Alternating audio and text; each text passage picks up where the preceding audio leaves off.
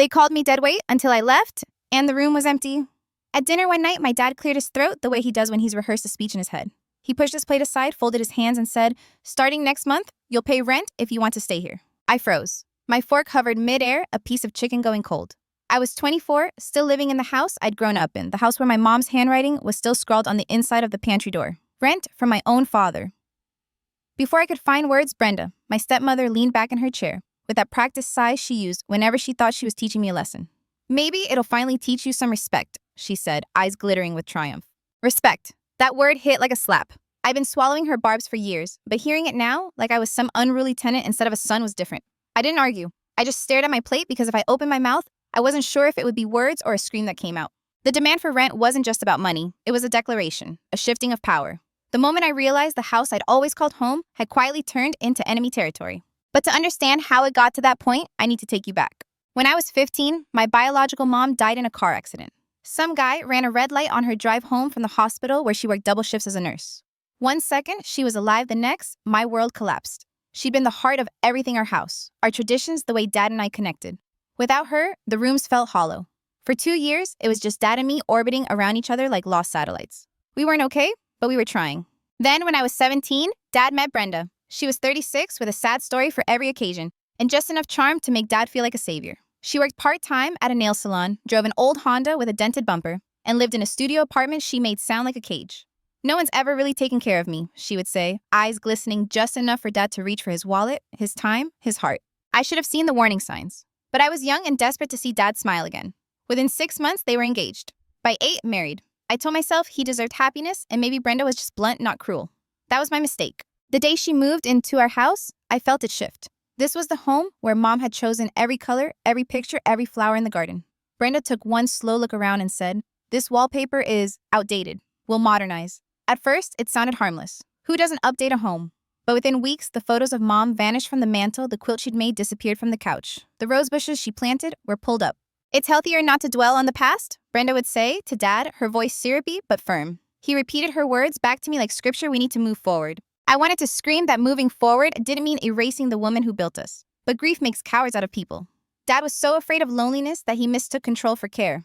Meanwhile, Brenda zeroed in on me. I worked part-time at an auto shop, grease under my nails, and loved every second of it. Engines made sense when life didn't. But at dinner, she would tilt her head and say, "You're limiting your potential. Real careers don't involve dirty hands." Dad, who used to brag to anyone who would listen about how I could diagnose an engine problem at 17, suddenly looked embarrassed when friends asked about my plans. "He's still figuring things out," he'd say quickly, as if fixing cars was a phase like acne or skateboards. That's how Brenda worked. Never a direct punch, always a careful cut. "I just want what's best for Jake," she'd murmur when she thought I couldn't hear while planting the seed that I was disappointing small less. 8 months into the marriage, she announced she was pregnant. Tyler was born when I was 19, and I loved that kid instantly. He was the only pure thing in that house. But Brenda used him like currency. "Tyler needs his own room," she said when he was 6 months old. "Jake's room has the best natural light. It's proven to help infant brain development." My room, the place where Mom used to read me bedtime stories. Dad suggested gently, as if it were a compromise, that I move to the basement temporarily. I refused. Brenda cried for 3 days straight about how I was sabotaging Tyler's future. That's when it clicked. This wasn't about sunlight. It was about power. I wasn't just losing a room. I was losing rank in my own family. From then on, every conversation was an ambush. Brenda timing her accusations perfectly, sliding them in, just as Dad and I laughed at a TV show. "David, honey, I think Jake might be hiding money. I saw him put cash in his drawer." It was my tip money from side jobs, but in her mouth, it became evidence of betrayal. Dad's laughter would vanish, replaced by suspicion. Sometimes she accused me of being angry around the baby, twisting normal frustration into menace. Once, she even hinted I'd said something inappropriate to her. I hadn't. I was at work at the time. She claimed it happened, but she cried so hard Dad believed her anyway. That was the worst part, watching my own father, the man who knew my character better than anyone, choose her word over mine. So when he told me at dinner that night, "Starting next month, you'll pay rent if you want to stay here," it wasn't just a request. It was confirmation. I wasn't a son anymore. I was an obstacle to manage a wallet to tap a tenant who could be pushed out. I didn't know it then, but that night marked the first crack in the bridge that would eventually collapse between us. Brenda had a gift for disguising cruelty as progress. She never came right out and said, "Your mother doesn't matter." Instead, it was little suggestions wrapped in silk. "This wallpaper makes the kitchen feel so cramped," she'd say, running her fingers along the faded pattern Mom had chosen with such care. Or "Family photos should reflect the present, don't you think?" while picking up the framed picture of Mom holding me at age 6, her smile brighter than the summer sun. At first, Dad tried to keep the peace. We don't need to change everything at once, he said, once his voice small. But Brenda had patience. She dripped her arguments like water wearing down stone. By the end of that year, the house looked unrecognizable. The mantel, once crowded with Mom's pictures, now held a single wedding photo of Dad and Brenda, framed in silver. The quilt Mom had sewn for my childhood t-shirts disappeared without explanation. Even the garden, her roses, her lilies, was dug up and replaced with mulch and low-maintenance shrubs. Fresh starts, Brenda would chirp. Dad echoed her like a man hypnotized. We can't live in the past, Jake. But the past was all I had left of Mom. Every time another piece of her vanished, it felt like a second funeral. I started keeping a mental list of what was gone. Quilt, photos, garden, her perfume bottle from the bathroom shelf. One by one, memories turned into landfill. The thing is, Brenda never raised her voice. That made it harder to fight her. She knew how to position herself as the reasonable one. I just think it's healthier, she'd say. And Dad, who hated conflict more than anything, nodded along. Meanwhile, she started aiming her comments at me. Subtle at first, then sharper. At dinner, she asked, "Do you ever think about college, Jake? Your dad could help you get into business, maybe even management." "I like working on cars," I said simply. Her laugh was soft, but cruel. "That's cute, but you're too smart to spend your life under a hood." Dad smiled awkwardly, like he agreed. That stung worse than Brenda's words. This was the man who once bragged to his buddies about how I rebuilt an alternator at 16, who called me my little engineer. Now he just shifted in his chair, embarrassed. That's how her poison worked. She didn't just insult me, she rewrote the script of who I was in my father's eyes. I remember one night hearing her through the wall, after she thought I'd gone to bed. "David, he's setting the bar too low. You know that. A blue-collar job won't attract the kind of woman who'll elevate him. He deserves better." But I knew what she meant. He deserves to be molded into what I think he should be. And if he won't, he doesn't deserve it all. Dad never pushed back. He didn't say, "He's happy, leave him be." He just murmured, "Maybe you're right." And every time he did, I felt something between us dim. By the time Brenda announced she was pregnant, I already understood my place in the house had shifted. I was no longer the son. I was an inconvenience, a relic, something to be remodeled, like the wallpaper. And yet when Tyler was born, I fell in love instantly. Tiny fingers curling around mine, wide eyes, blinking at a world too bright. He was pure. He hadn't asked to be born into this twisted chess game. Holding him, I thought maybe this will soften her. Maybe Brenda will stop needing to erase me once she has him. But I was wrong. Tyler wasn't a distraction from her campaign. He was ammunition. Tyler needs the best start possible, she would say, every demand, justified by science articles she half remembered. Studies show, experts recommend. She wielded motherhood like a sword, and Dad, overwhelmed with joy at having another child, let her swing it freely. It was around then that she brought up my room. Tyler, at 6 months old, needed his own space. My room, she insisted, had the best light for brain development. My room, where Mom used to read me bedtime stories, where she'd kiss me goodnight, where I'd hidden with my grief when she died. Dad suggested I move to the basement. Temporarily, he said, just until they figured something out. I remember staring at him, the man who once promised me he'd never let me feel alone, and realizing he didn't mean it anymore. "No," I said flatly. "I'm not giving up my room." Brenda cried for 3 days, crocodile tears about how I was sabotaging Tyler's future, how I was selfish. Dad's patience frayed. "Why can't you just be flexible?" he asked. Flexible. As if my very existence needed to bend around their new family. That was the moment I understood the campaign to erase me hadn't ended with Mom's quilt or the garden. It was still underway. Piece by piece, they were dismantling not just my memories, but my place in the family. What I didn't know then was that the room battle was just the beginning. Brenda wasn't done. She was only warming up. Tyler was innocent. I'll always start with that. None of what came next was his fault. But the truth is, the moment Brenda put that baby in her arms, I stopped being a son and became a bargaining chip. She used him like a shield and a weapon all at once. Every demand, every accusation, every little battle for control, she wrapped it in the language of what's best for Tyler. If I came home late from work, at the shop, sweaty and bone-tired, she'd glance at me and say, "Jake never offers to help with Tyler. I worry he's not learning what a supportive family looks like." Supportive family. The words twisted in my stomach. I was already paying rent $450 a month on top of groceries and utilities. I was also working weekends to build savings for technical school. But in Brenda's version, I was a freeloader, a dead weight. And Dad started to look at me differently. Not like a partner in grief anymore, but like a problem he had to solve. I tried to tell myself she was just insecure, maybe jealous of how much Dad and I had shared before she came along. But the lies she planted weren't careless. They were timed. Perfectly timed. One night, Dad and I were laughing over an old movie we used to watch with Mom. It felt almost normal. Then Brenda walked in carrying laundry she probably hadn't folded herself and dropped her grenade. "David, I think Jake might be hiding money from us." I saw him tucking cash into his drawer. Cash from weekend tips, honest work I'd sweated for.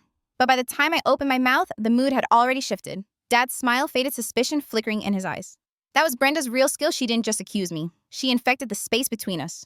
And when I reacted even with something as small as a sigh or a roll of my eyes, she pounced. "See, he's angry all the time. I don't think it's healthy for Tyler to grow up around that." I wanted to shout, Of course I'm angry. You're dismantling my life piece by piece. But anything I said became evidence against me.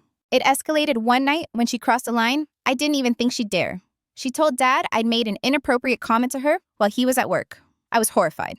Furious. I pointed out I'd been on shift at the shop during the time she claimed. She just started crying harder, insisting I was attacking her for protecting the family. And my dad believed her tears over my truth.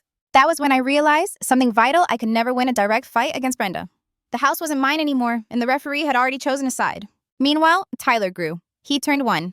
Brenda threw a party that looked like something out of a lifestyle blog, custom cake matching decorations, endless photos for social media. But under all that frosting and glitter, I saw the strategy. Tyler wasn't just a baby. He was her leverage. She wanted more money from me. Tyler deserves the best, she said. Best furniture, best toys, best schools. Each new best had a price tag attached. When I enrolled in technical school, juggling classes and full-time work, I thought maybe Dad would see my effort. I kept a perfect GPA, earned certifications, proved I could carve out a future. But Brenda twisted even that into an opportunity. You're making good money now, she said sweetly one evening after Dad had gone upstairs to give Tyler a bath. Don't you think it's time you contributed more to the household? I stared at her. I already pay rent. I buy my own groceries. I cover my tuition. Yes, but families support each other. Tyler's preschool is going to cost a fortune. We all need to pitch in. Preschool for a toddler barely stringing words together. I suggested maybe a regular program was enough. Her face hardened like stone. So you think Tyler deserves less than the best? That's disappointing, Jake. By the time Dad came downstairs, she'd spun the story, so I sounded heartless. Jake doesn't think we should invest in Tyler's education, she whispered, eyes shimmering with fake hurt. Dad's disappointment hit me harder than her words. This became the pattern. Brenda would float an expensive idea. I'd question it. Suddenly, I was the villain who didn't care about my baby brother. I'll never forget the night she cornered me in the kitchen. Tyler was in his high chair, banging on his tray with a spoon, innocent and oblivious. Brenda leaned across the counter. Jake, you need to grow up. This mechanic thing you're doing, it's not a career. It's a phase. Do you think a woman is going to want a man who spends his life covered in grease? I clenched my jaw. It's honest work. It matters. She smirked. Careers matter. Suits matter. Money matters. One day, you'll thank me for pushing you to think bigger. But all I felt in that moment was the invisible rope tightening around my throat. She wasn't just undermining me. She was rewriting the definition of worth in our family. And Dad just kept nodding along. That's when I realized something I didn't want to admit out loud. In Brenda's world, I would never win. Every choice I made, every dream I nurtured would be measured against Tyler's best. And no matter how much I gave, it would never be enough. Tyler was supposed to be my brother. Instead, he had become the bargaining chip that pushed me closer and closer to the edge of leaving. And Brenda, she was only just getting started. By the time Tyler was 2, I was running on fumes. I'd finished technical school, worked full-time as a mechanic, and still pulled side jobs on weekends just to keep some savings alive. Every hour of my life was accounted for, every dollar had a destination. But in Brenda's eyes, none of it was enough. Jake family sacrificed together, she liked to say. Her voice soft but sharp, like a knife wrapped in velvet. Tyler's future depends on all of us stepping up. Translation, whatever money I earned, whatever dreams I had, they were secondary to the lifestyle she wanted to curate. It started small extra groceries for Tyler, new furniture for his room. But soon it ballooned. Brenda discovered a preschool across town that charged $800 a month for toddlers. She slid the brochure across the table like it was scripture. Early childhood development is crucial. This program will set him ahead for life. I laughed before I could stop myself. $800, more than my car payment. That's insane, I said. He's 2. He doesn't need elite preschool. Her face went cold the way it always did when she smelled defiance. So you think Tyler doesn't deserve the best? That's what you're saying. I opened my mouth to argue, but Dad walked in, just then, drying his hands on a dish towel. Brenda's timing was always perfect. She repeated my words in a wounded voice. Jake thinks regular preschool is good enough for his little brother. Dad's eyes found mine heavy with disappointment. Jake, Tyler's future is important. I thought you understood that. It was like arguing with fog. Everything I said slipped away, reshaped by Brenda's version, before it reached Dad's ears. The thing was, I loved Tyler. I did. But I couldn't keep bleeding myself dry to fund an idealized version of childhood that had nothing to do with love and everything to do with appearances. Still, I kept paying my $450 in rent. I bought my own food. I worked myself raw. And Brenda made sure to remind me that none of it counted. Jake doesn't contribute to household expenses, she'd tell neighbors within earshot, all while cashing the checks I gave Dad each month. I worry he's not learning responsibility. She used the word responsibility the way other people use insults. It was around then that I started sketching out a new plan. Mobile mechanics, a service where I'd drive to people instead of making them come to the shop. The math made sense. Low overhead, high demand, convenience premium.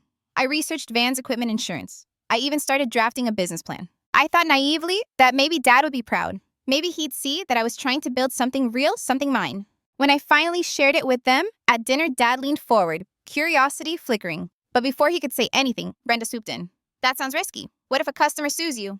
How will they know you're legitimate without a shop? And what happens when you're older, Jake?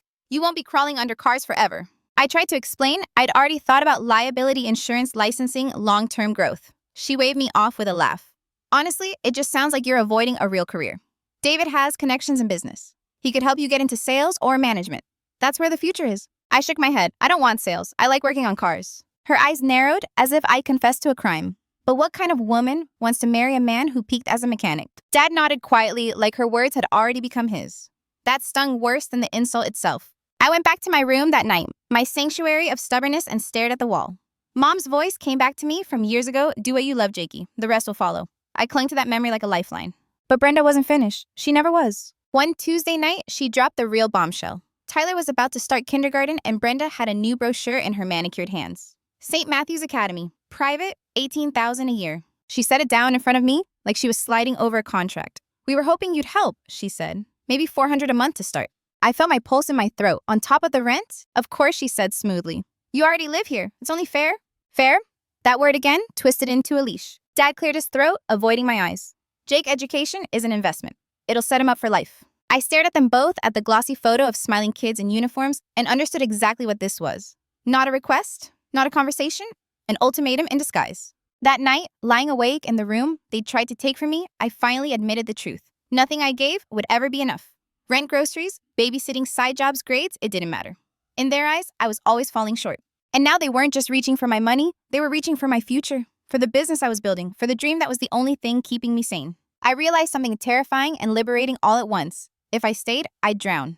What I didn't know was how quickly the choice would come crashing down on me. The breaking point came on a damp March evening. I'd just come home from a 10-hour shift at the shop, hands raw from grease and winter air. I wanted nothing more than a shower in silence. Instead, Brenda was waiting in the kitchen, arms crossed, a folder on the table like she was running a board meeting. Jake, she said sweetly, we need to talk about the future. I knew better than to sit, but Dad was already there, his shoulders tight. He gestured to the chair across from them, and I sank down like a man heading to trial. Brenda slid the folder toward me. Inside were forms from St. Matthew's Academy, tuition breakdowns, enrollment deadlines, glossy promises of excellence in education. She tapped the numbers with her manicured nail. Tyler deserves the best. We've decided you'll contribute. $400 a month for tuition, plus your share of real rent. Real rent, I asked, my voice sharper than I meant. Dad's eyes flickered. $1,200. That's fair for your age and income. $1,200. Nearly my entire paycheck. The folder blurred in front of me as the blood rushed to my head. That's not rent, I said slowly. That's you trying to force me out. No one's forcing you, Brenda cooed. We're just asking you to step up. Families support each other. Tyler's future. Stop using Tyler as your shield. I snapped. The words startled even me. I almost never raised my voice in that house. This isn't about his future. It's about control. Her eyes went wide, but only for a second. Then the tears came perfectly timed, perfectly placed. How can you say that I've done everything to make this a real family? And you treat me like the enemy? Dad leaned forward, his face flushed. Jake, we're giving you options. You either start contributing like an adult, or what I asked, or I pack my bags and go. Is that what you want? The silence was louder than any answer. That night, I lay in bed staring at the ceiling, my heart hammering. I thought about Mom, how she'd read me bedtime stories in this very room, how she'd told me that this house would always be my home. I thought about Dad, once my anchor now drifting further away, with every word Brenda put in his ear. And I thought about myself, about the kid who used to believe that working hard and being honest was enough, about the man now being told that his dreams were a fantasy, while the people tearing him down demanded his money. By morning, I had my answer. I wasn't going to fight them anymore. I wasn't going to prove my worth in a house that had already judged me guilty.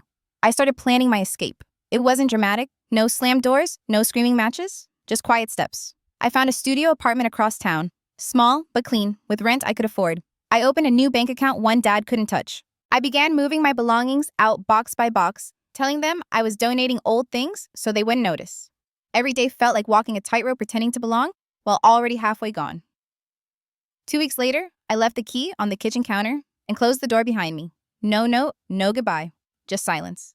The next morning, my phone lit up with calls and texts. Dad's voice cracked over voicemail. Jake, where are you? Your room is empty. This isn't funny. Call me back. We can fix this. But I knew better. This wasn't about fixing anything. It was about breaking free. For the first time in years, I exhaled. The air tasted like freedom. What I didn't realize was how quickly that freedom would turn into something bigger than I'd ever imagined. The studio apartment wasn't glamorous. White walls, a squeaky radiator, and windows that looked out over a parking lot instead of a garden.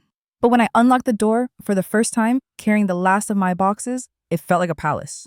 There was no Brenda waiting with criticism about the state of the carpet. No dad hovering, ready to nod along to whatever she said. Just silence broken only by the hum of the fridge. I dropped my keys on the counter and laughed out loud. A raw, unplanned laugh that came from somewhere deep inside me. For the first time in years, I was home. Living alone was an adjustment, but in the best way. I could leave my boots by the door without someone calling me sloppy. I could eat takeout in bed if I wanted. I could work late at the shop without worrying about Brenda using my absence as evidence of selfishness. And more importantly, I could focus on my future. Every night after work, I sat at the tiny kitchen table with my business plans spread out in front of me. I refined numbers, researched insurance costs, studied how mobile mechanics in other cities operated. Slowly, the dream that Brenda had mocked as a fantasy started to take shape. By the time spring turned into summer, I had scraped together enough courage and cash to make the leap. I bought a used white van, dented on one side, but mechanically sound. I spent weekends outfitting it with shelves, toolboxes, and portable diagnostic equipment. I painted the name across the side myself, Jake's Mobile Mechanics. The first customer came from a neighbor in the apartment complex. Her Honda wouldn't start, and she looked at me with skepticism when I offered to fix it in the parking lot. 2 hours later, when her engine roared back to life, she handed me a wad of cash and said, "You know this is genius. You'll never run out of work." She was right. Words spread faster than I could have imagined. Busy parents, delivery drivers, even small business owners, everyone loved the convenience. Within weeks, I was working 7 days straight, driving from job to job, my phone buzzing nonstop. For the first time, I wasn't just surviving. I was thriving. But with success came the inevitable. Dad called again, his voice cautious. "Jake, how are you?" "I'm good, Dad. Really good. Business is taking off. That's great, son. Listen, Tyler misses you. Maybe you could come for dinner sometime?" Part of me wanted to say yes immediately. I missed Tyler too, his gap-toothed grin, the way he'd light up whenever I showed him how car engines worked. But another part of me remembered the folder on the kitchen table, the ultimatum that had pushed me out of my own home. "I'll think about it," I said finally. Weeks passed before I gave in. On a Sunday evening, I parked my van outside the house I'd grown up in. From the street, it looked the same siding, same yard, but to me, it felt like enemy territory. Brenda opened the door with that practiced smile. "Jake, you look successful." Her eyes flicked to the van, lingering on the painted logo. Tyler barreled past her, wrapping his arms around my waist. "Jake, Dad says you fix cars for everyone now." His excitement melted some of the ice around my heart. For his sake, I stepped inside. Dinner was awkward at first. Brenda asked pointed questions about my income, her tone half curious, half calculating. Dad sat quieter than usual, watching me with something between pride and regret. But then halfway through the meal, Brenda leaned forward. "Jake, since you're doing so well, we were wondering if you might help us out. Just temporarily. Things have been tight." There it was, the real reason for the invitation. How tight, I asked, though dread already coiled in my stomach. Dad sighed, 4 months behind on the mortgage. "And tuition bills for Tyler?"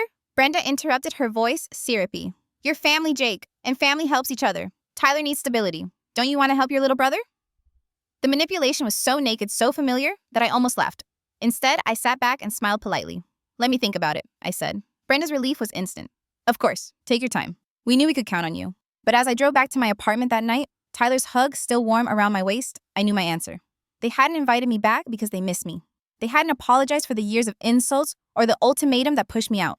They just wanted access to my hard-earned success. And this time, I wasn't going to give it to them. I gave myself exactly 1 week. 7 days to weigh every memory, every scar, every time Brenda's words had cut deeper than a knife while Dad stood silently at her side. 7 days to picture Tyler's smile and remember the nights I lay awake wondering how my family had turned into strangers. When Thursday evening came, I sat at my kitchen table staring at my phone. The decision wasn't complicated. It had never really been. I dialed Dad's number. He answered on the first ring, his voice too eager, too desperate. "Jake, thank God. Have you had time to think I have?" I said steady and calm, and his breath caught. In the background, I thought I heard Brenda pacing, whispering, "I'm not giving you money." Silence. Thick, suffocating silence. Then a sharp intake of breath. "What did you say? You heard me? I'm not paying your mortgage. I'm not covering Tyler's tuition. Not a cent." Brenda's voice came shrill over the line, unfiltered. "How dare you, after everything we've done for you?" I almost laughed. "Everything you've done for me, Brenda. You tried to erase Mom from our house. You called my career a fantasy. You told Dad I wasn't good enough day after day until he believed you. And then you kicked me out when I couldn't bankroll your lifestyle. Forgive me if I don't feel indebted. Jake." Dad cut in, his tone frantic now. "We were under stress back then. You can't hold on to the past forever. Tyler's future is what matters now." "I've thought about Tyler," I said softly. "I love him. But I won't be manipulated with his name anymore. If you wanted me in his life, you should have thought about that before you made me feel like an intruder in my own home." Brenda snapped. "Don't punish him for our mistakes. I'm not punishing him. I'm letting you face the consequences of yours." There was a long pause. Then Dad's voice breaking. "Jake, you're my son. I love you. Please don't turn your back on us." Something inside me twisted at his words. The boy who had once idolized his father wanted to believe them. But the man I had become knew better. Love is more than words, Dad, I said. Love is action. And when it mattered, you chose Brenda's lies over me. You let her humiliate me, accuse me, and you stood by while she chipped away at everything I was. That wasn't love. The line went quiet. For a moment, I thought he'd hung up. Then a muffled sound sobbing. My father, the man who had once seemed unshakable, crying like a child. Brenda grabbed the phone. Listen to me, Jake. We will lose everything if you don't help us. The house, the school, the life we've built, it'll all be gone. Is that what you want? To see your family destroyed? I closed my eyes, letting the question hang. Then I answered. No, Brenda. I want to see the truth exposed. You built a life on manipulation and greed. You ignored reality because you thought you could always lean on someone else. Now the bill is due? You ungrateful, she began, but I cut her off. Don't bother. This is the last conversation we're going to have about money. If you can't afford the house, sell it. If you can't pay tuition, send Tyler to public school like millions of other kids. Figure it out, but don't call me again expecting a rescue. Brenda sputtered, furious. Dad whispered my name broken, but I had said what needed to be said. I hung up. The silence in my apartment afterward was deafening. My phone buzzed with texts, Brenda's insults, Dad's pleas, but I didn't read them. I set the phone face down and let the quiet sink in. For the first time, I felt something close to peace, because I finally realized cutting them off wasn't cruelty. It was survival. The next morning, my neighbor knocked on my apartment door like she always did when she had gossip.